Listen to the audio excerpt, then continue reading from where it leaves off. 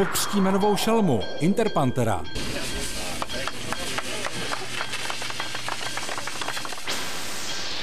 Podíváme se na 4. ročník parní olympie a ukážeme vám železniční nekonečno. Tak vidíte za náma samý vlaky, kde pak to asi jsme? Ano, uhádli jste na Czech Rail Days 2015, ale Juro, ty jsi takový ten expert na ty básničky. Máš tam něco ryze ostravského? Samozřejmě Petra Bezruče každý zná, 100 roků v šachtě žil, mlčel jsem 100 roků, kopal jsem uhlí a tak dále, ale já jsem hledal básničku a bohužel fakt jako tady to v Ostravě tak to je, že když chcete fandit fotbalistům, tak křičíte baník, Jo, tak jsem hledal básničku, ale je velmi podobná. Jede kolo klip-klap, na něm sedí cip chlap, jede do Třepíča, vypadá jak, no ani to nemůžu říct, prostě písk, no. No, nechme Juru fantazírovat v těch jeho básničkách a já vás pozvu k první reportáži Czech Rail Days 2015.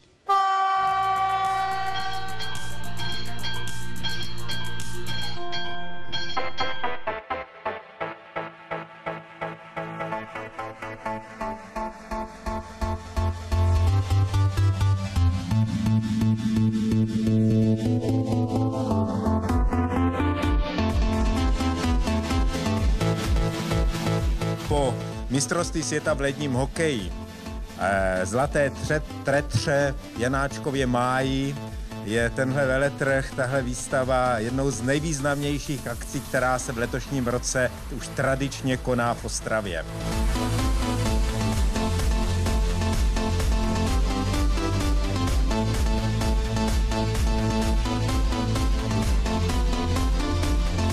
Červen už tradičně, letos po 16. patřil v Ostravě mezinárodnímu veletrhu drážní techniky Czech Rail Days a letos s rekordním počtem vystavovatelů, kterých bylo 192. Jak už bývá zvykem, byli zde i přes avizovanou skepsi některých příznivců železnice k vidění novinky. Proto možná bude znít poněkud nepatřičně, když řekneme, že si ale největší pozornost na Czech Rail Days vysloužil nejstarší exponát. Ale všechno hezky po pořadě.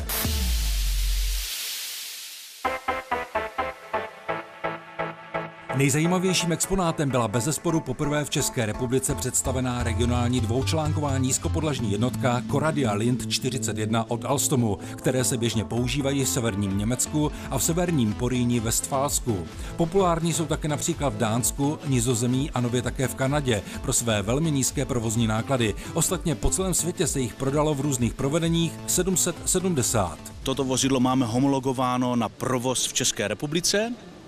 A ta jednotka přijela po vlastní ose a bude v polovině příštího roku zajíždět do České republiky z Německa a na přeshraničním provozu do Chebu. Jednotky Coradia Lind 41 jsou vybaveny 2 motory o výkonu 315 kW, které dosáhnou provozní rychlosti až 120 km za hodinu. Samozřejmostí je klimatizovaný prostor pro cestující, Wi-Fi a dle přání zákazníka mohou být vybaveny 150 až 180 sedadly pro cestující.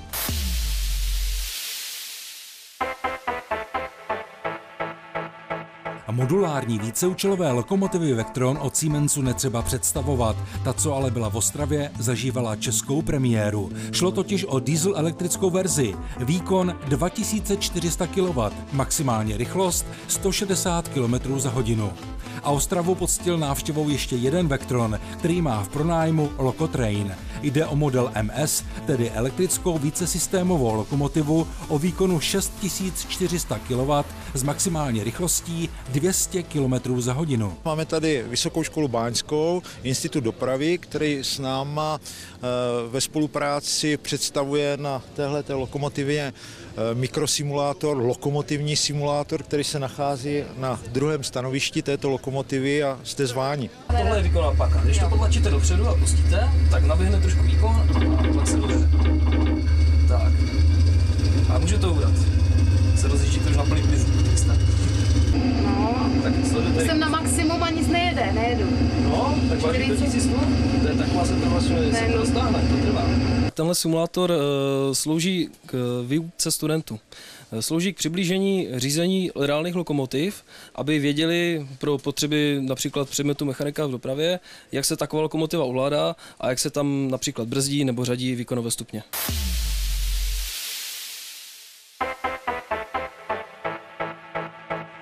Premiéru představení na veletrhu měla i lokomotiva Trax AC3 od Bombardieru, která má inovovaný design. Jde o dvousystémovou lokomotivu, kterou lze na přání zákazníka vyrobit pro rychlost 140 až 200 km za hodinu.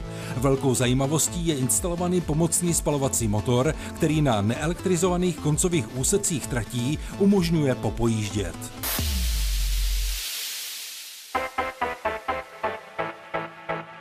A podíváme se na jeden křest v rámci Czech Rail Days. Správa železniční dopravní cesty přebudovala Krokodýla, tedy motorový vůz řady 851, na měřící vůz RTMS. Je konstruován tak, aby nám umožnil měřit a diagnostikovat European Train Control System, to je ETCS, evropský vlakový zabezpečovač, jak úroveň L1, tak úroveň L2. Dále tento měřící vůz umí měřit úroveň radiových signálů, čili od 150 MHz až po GSMR. Umí simulovat sypání písku při brzdění a měřit šum, tak aby jsme mohli identifikovat případné poruchy v tomto systému. Tento vůz umí, jak bylo řečeno, i měřit a diagnostikovat indikátory horkých ložisek a indikátory horkých obručí. Aby se posádce pracovalo co nejlépe, je vůz vybaven moderním zázemím s kuchyňkou, sprchou a dokonce i 3 kabinami pro odpočinek.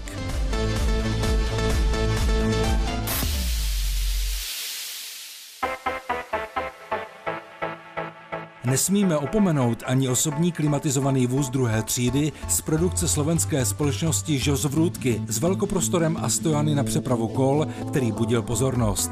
Je určen pro maximální rychlost 160 km za hodinu se 72 místy pro sezení.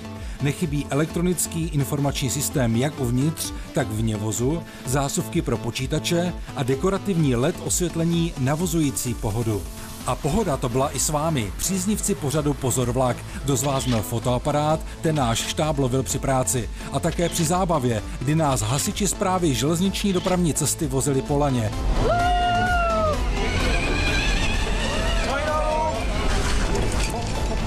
Jak to bylo? Super, zkus to taky.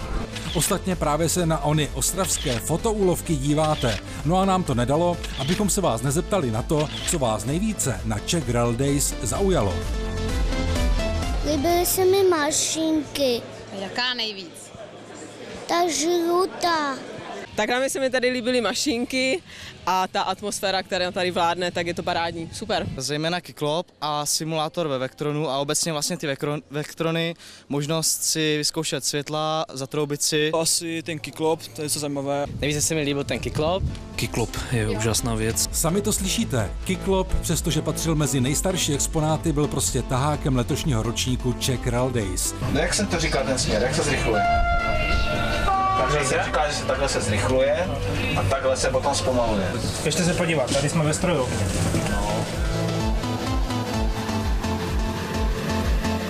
A protože se blížíme k závěru reportáže, napadá nás, co se VIP osobnostem veletrhu vybaví, když se řekne česká železnice. Chci, aby to byla spolehlivá železnice, bezpečná železnice, s kterou každý rád bude jezdit a bude si říkat třeba při návratu za hranicí zlatá česká železnice. To jsou vozidla, vlaky, to jsou koleje, to je zabezpečovací zařízení a to jsou samozřejmě spokojení zákazníci. Především se mi vybaví změna a to samozřejmě změna k lepšímu, protože ohledneme se například 5 nebo 10 let dozadu, tak každý vidí tu změnu velikou a to nejenom ve vozidlovém parku, ale i vlastně na samotné infrastruktuře, na železnici, nakonec i na peronech vlastních nádraží. Když se řekne česká železnice, dlouhodobá tradice a určitě budoucnost.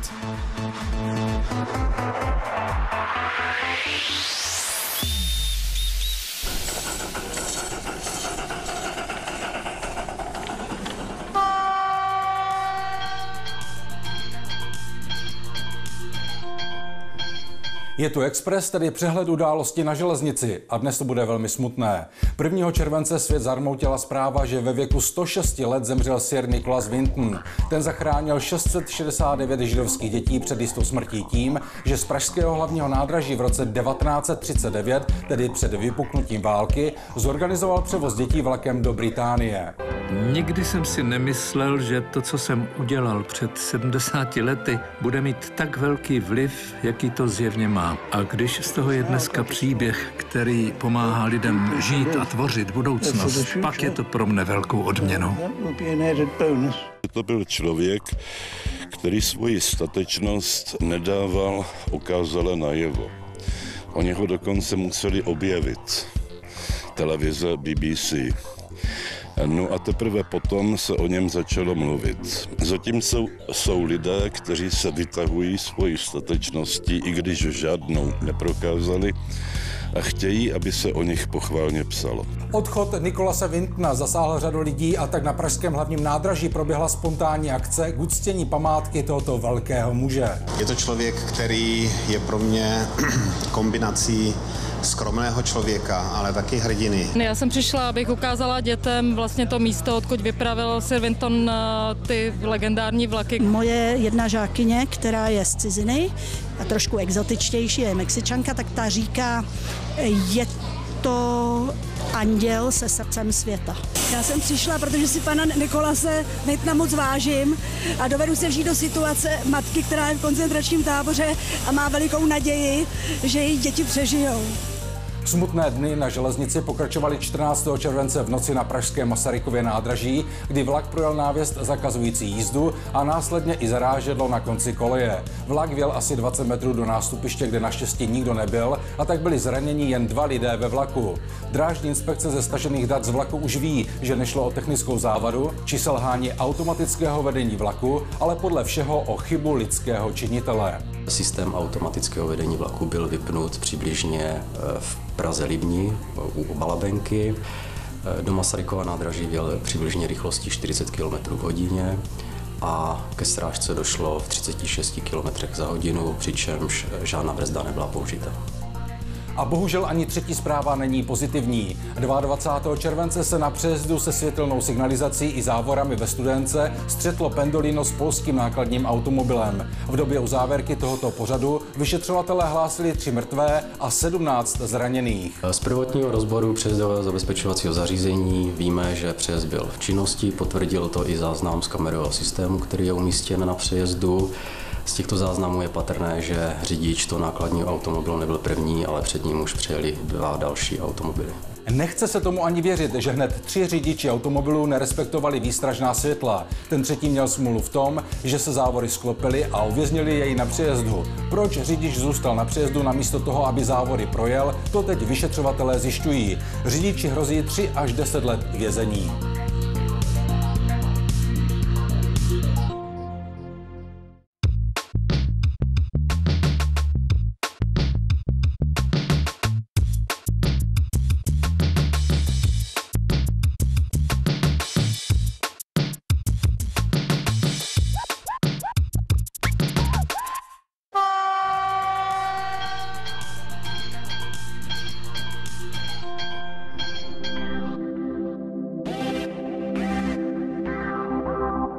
Právě v tuto chvíli přijíždí Interpanter sem k nám. Máme radost.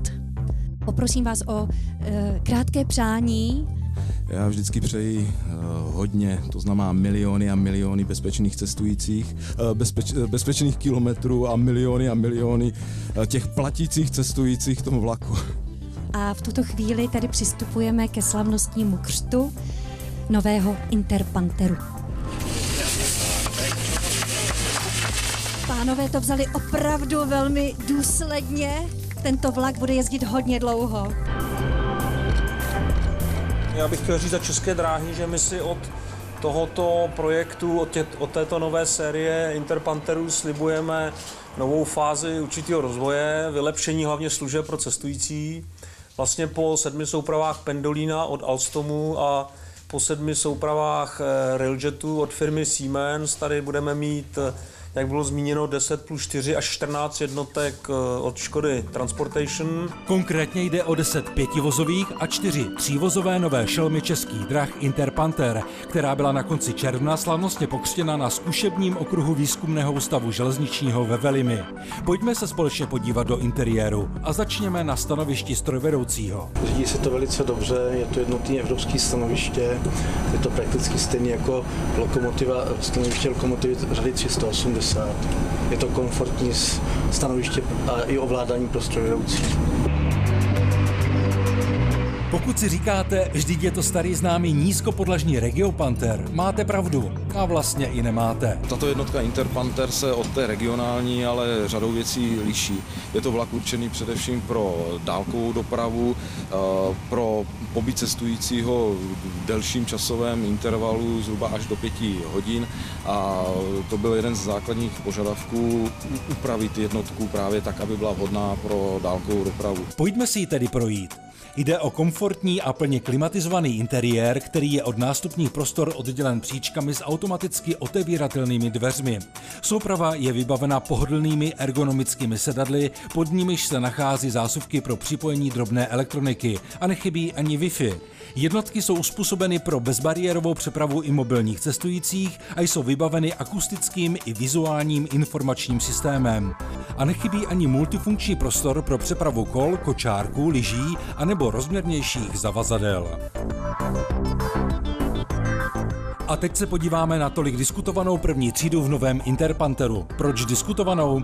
Nejde o interiér, ale o to, že je rozeseta na několika místech jednotky a navíc je průchozí, což je dle řady diskutujících na sociálních sítích neprávě nejlepší řešení. Zda ale mají pravdu, ukáže až ostrý provoz. Zajímavostí je ale jedna novinka. Občerstvení bude v těchto jednotkách zajištěno prostřednictvím prodejních automatů, které ale ještě nebyly nainstalovány, protože probíhá výběrové řízení na jejich dodavatele.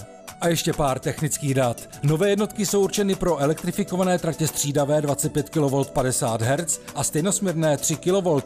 Rychlost jednotek až 160 km za hodinu. Řídící systém umožňuje z jednoho stanoviště ovládat až 4 spřežené jednotky. Krátká verze sveze 200 a dlouhá až 350 sedících cestujících. A kdy a kde se svezou? Jistý je zatím jen termín, tedy podzim tohoto roku, ale to se ještě jednotka musí řádně otestovat na zkušebním okruhu. My plánujeme jejich nasazení hned na několika linkách. O tom nasazení jednáme s naším objednatelem, to znamená s Ministerstvem dopravy, protože těch variant je několik.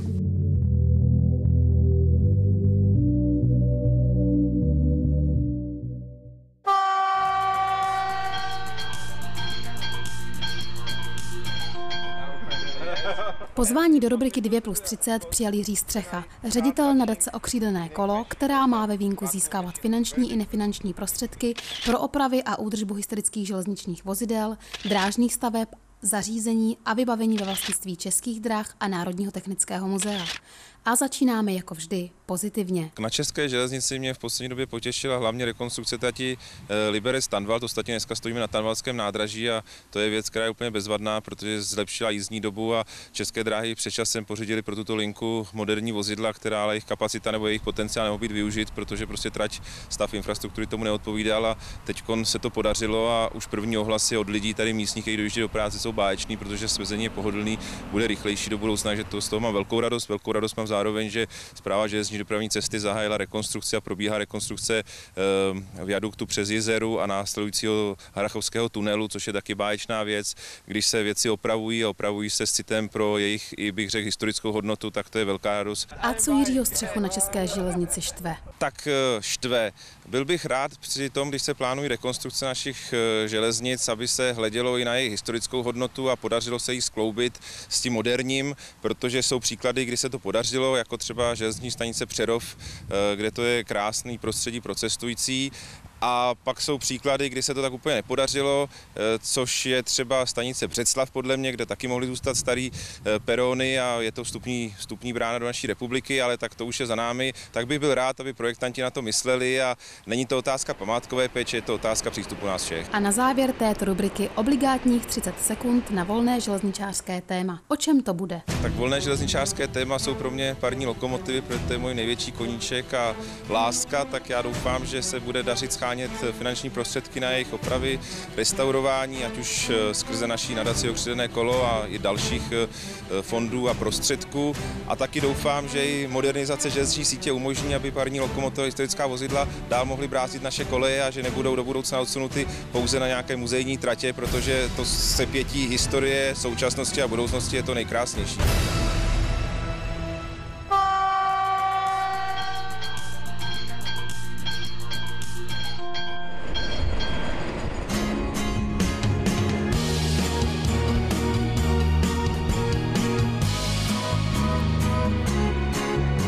Máme pro vás opravdu atraktivní pozvánku do Brna.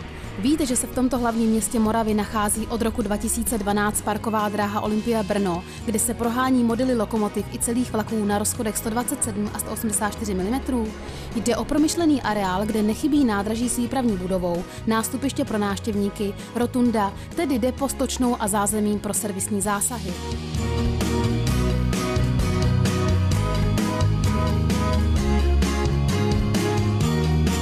Jsme hrdí na to, že celý areál nebyl vlastně postaven za pomoci žádných dotací. Všechno je to v podstatě vybudováno modeláři a jejich prací a šlo to vlastně z jejich financí.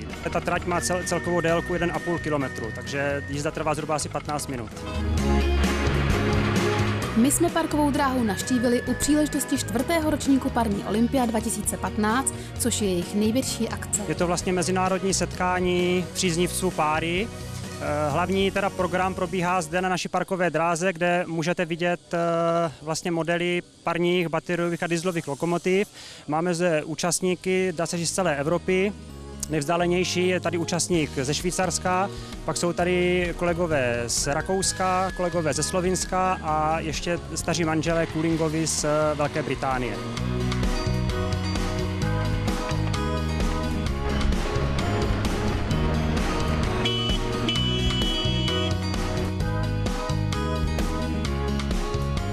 Součástí akce byly i velké parní stroje, které, byť nesouvisí s železnicí, nás prostě učarovaly. Ostatně podívejte se, co všechno jsme v Brně potkali. Asi takovým největším tahákem je ten parní válec Mamut, to je vlastně výroba ČKD z roku 1936, potom je zde parní automobil Sentinel.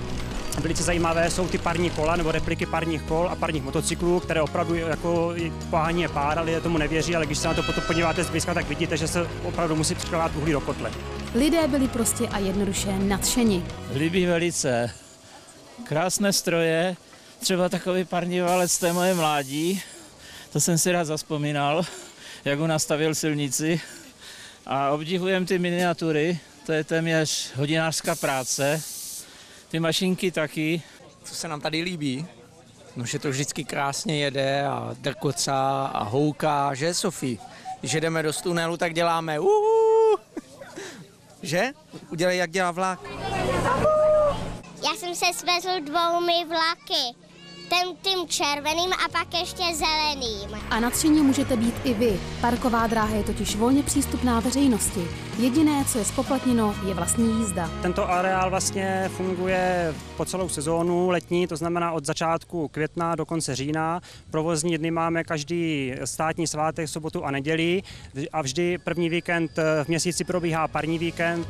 Uvidíte zde v ten běžný provozní víkend uvidíte modely místních modelářů a o tom parním víkendu sem jezdí i modeláři z České republiky, takže je zde možno vidět vlastně různé parní modely. Podívejme se na pár kousků ze stálého vozového parku brněnské parkové dráhy. Potkáte tu například tento lokotraktor VDEF, parní lokomotivu Ponava, modré a červené AEG, lokomotivu T47 a další krásné kousky. Prostě opravdu nádherná podívaná. Jenže jak už to u lidí zapálených pro železnici bývá, stále mají řadu přání a tužeb. Přání a tužeb je jako několik, ale je to všechno limitováno těmi financemi, takže rádi bychom tady jednou měli v podstatě velkou parní lokomotivu, zhruba o hmotnosti provozně nějakých 450 až 500 kg, která by vlastně mohla tahat ten dlouhý vlak s těmi 8 vagony. Ale je to teda opravdu běh na dlouhou trať, protože je to všechno nákladné, no, časově náročné a finančně nákladné. Tak držíme pěsti, aby to vyšlo. A vy, diváci magazínu Pozor vlak, parkovou dráhu Olympia Brno určitě navštivte. Opravdu vřele doporučujeme.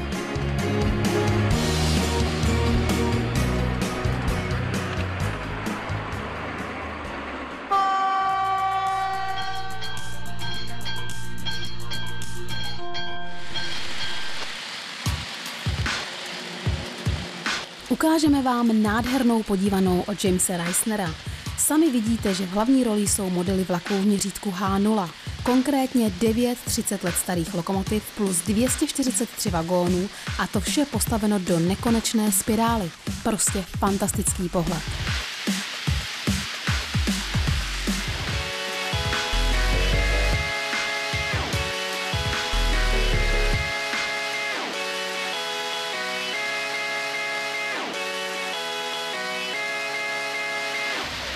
Hele, Lucie, představ si, že by podobné nekonečné kolejiště spirálovité bylo tady v Praze. No, umím si to představit. Hele, šlo to už z celého světa, by se mi jezdili. To byla nádhera. Co se tobě líbilo?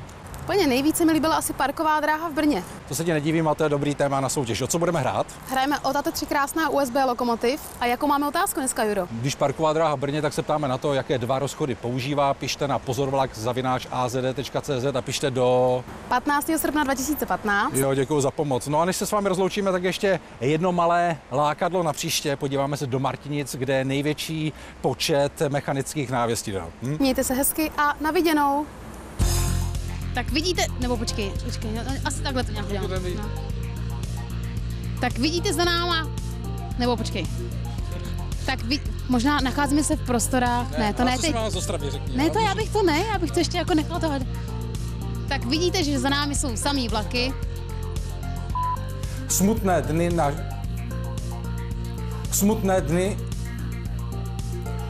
dny na železnici pokračovaly. Halo. Raz, dva, tři. Taky mohli udělat nějakou soutěž. O co